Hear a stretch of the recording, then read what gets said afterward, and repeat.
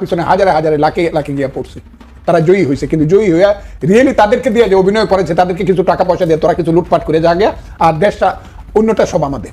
সেই জামাত এই কাজটা, জামাত হইলেও দেশের কালো শক্তি। আমি এই কারণে বলি জামাতকে, কিন্তু আমি নতুন যে কিছু পাওয়ার কথা ছিল সেই নতুন কিছু কেন পাচ্ছি না, বা নতুন যা পাওয়ার কথা ছিল সেটা কেন পেলাম না? আমি আপনাকে বলি, আমি বলে গেছি যে 5ই আগস্টের ভিতরে একটা ঘটনা আছে।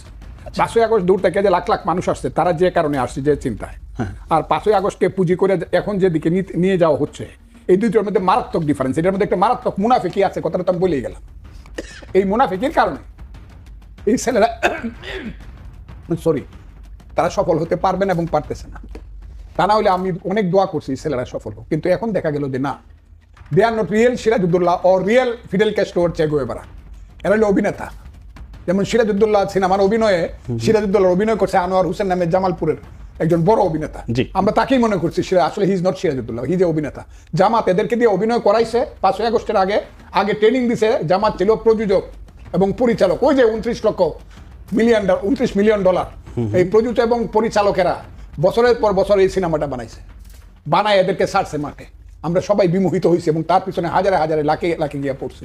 তারা জয়ী হয়েছে, কিন্তু জয়ী হইয়া রিয়েলি তাদেরকে দিয়ে যে অভিনয় করেছে, তাদেরকে কিছু টাকা পয়সা দিয়ে তোরা কিছু লুটপাট করে যা গিয়া, আর দেশটা অন্যটা সব আমাদের। সেই জামাত এই কাজটা, জামাত হইলেও দেশের কালো শক্তি। আমি এই কারণে বলি জামাতকে, কিন্তু আমি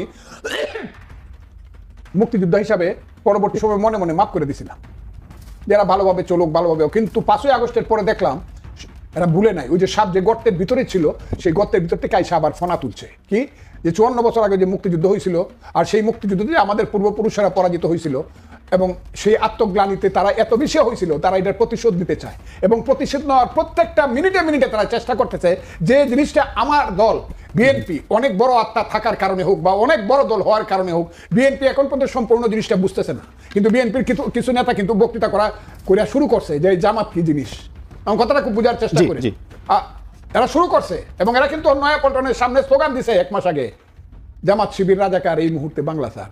আমি বলবো নতুন প্রজন্মকে, বিএনপি হোক আর সে যেই হোক, হে বাংলার নতুন প্রজন্ম, তোমরা কিন্তু বাঙালি মায়ের সন্তান, তোমরা কিন্তু মরুভূমির সন্তান নও, তোমরা কিন্তু পাঞ্জাবের সন্তান নও।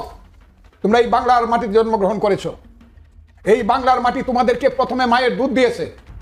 এই বাংলার মাটি তোমাদেরকে শিশুকালে হাতে বই দিয়েছে, করো করো করো করো সর সরায় রস্যই দীর্ঘই। এই বাংলার মাটি তোমাকে প্রাইমারি স্কুলে শিখিয়েছে পাখি সব করে রাতি পোহালো, কারণে কুসুম কলি সকলি ফুটিল, রাখাল গরুর পাল লয়ে যায় মাঠে। এই বাংলার মাটি প্রতিদিন তোমাকে সুন্দর দক্ষিণা বাতাস দিয়েছে। এই বাংলার মাটি তোমাকে ভাত দিয়েছে, কাপড় পরিয়েছে, বাংলাতে মা বলা শিখিয়েছে। তুমি ছোটবেলা থেকে গান শুনে বড় হয়েছো, এত সুন্দর গান, আমার সোনার বাংলা আমি তোমায় ভালোবাসি।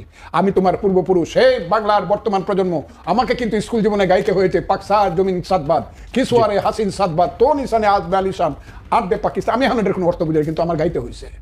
আমি বাংলার বর্তমান প্রজন্মকে বলি, বাংলার বর্তমান প্রজন্ম আল্লাহর দোয়াই লাগে, তোমরা আমাদের সন্তান। তোমাদেরকে বলবো, তোমরা আরবি ফার্সি সব পড়ো, তোমরা কোরআন শরীফ পড়ো, কোরআন হাদিস পড়ো। আমি তোমাদেরকে এই উপদেশ দিব, সাজেশন। কিন্তু তোমাদেরকে আমি বলবো, বাংলার মুক্তিযুদ্ধের ইতিহাসটা তোমরা জানো, অন্তত ওই গানগুলা তোমরা শুনো। অন্তত তোমরা এই যে চরমপত্র নামে যে একটা এমআর আক্তার মুকুলের চরমপত্র নামে যে একটা পড়া হতো, মানে মুক্তিযুদ্ধে উৎসাহ দেওয়ার জন্য একটা কাগজ পড়া হতো, এইটা শোনো তোমরা। ওই জল্লাদের দরবার, যেখানে রাজুরা অভিনয় করতো, সেই জল্লাদের দরবারে সেই কথাগুলো শোনো। আমি তোমাদের আজকে বাংলার মানুষকে বলতে চাই, প্রতিটি ঘরে ঘরে মুক্তিযুদ্ধের যে রক্ত, প্রতিটি ঘরে মুক্তিযোদ্ধার যে ইতিহাস, প্রতিটি এলাকা এলাকায় এক একজন মুক্তিযোদ্ধা। আমার এলাকাতে বীরুত্তম, বীর বিক্রম, আমার কিশোরগঞ্জ, আমার ময়মনসিংহ, আমি আজকে বলতে পারি সেই কর্নেল থেকে ধরে সেই খালেদ মুশাররফ থেকে ধরে সেই হায়দার বীরুত্তম থেকে ধরে আরো অনেকে, আমি যত আছে, আমিরুদ্দিন থেকে ধরে সব যুদ্ধ করছি। আমি নিজে যুদ্ধ করছি, দিনের পর দিন, মাসের পর মাস, আষাঢ় শ্রাবণের বৃষ্টি বড়রাতে বাংকার থেকে ট্রিগার টিপছি। আর আজকে আমাকে শুনতে হবে যে দেশে কোনো যুদ্ধ হয় নাই। একদিনে আমার একটা গ্রামে 500 লোককে গুলি করে মারছে। গ্রামটার নাম 36, থানাটার নাম ইটনা, ইউনিয়নটার নাম খাটকাল। আর কোন রাজাকারের বাচ্চারা নাকি কি বলে কত মারা গেছে, 30 লক্ষই মারা গেছে। লেখক গবেষক বদরুদ্দিন ওমর তিনি একটা কথা বলেছেন যে স্বাধীনতার যে ইতিহাস, সেই ইতিহাসে যা লেখা হয়েছে সেটা 80 থেকে 90% মিথ্যা। ও রাজাকারের বাচ্চা, ও নিজে রাজাকার, ও রাজাকারের বাচ্চা।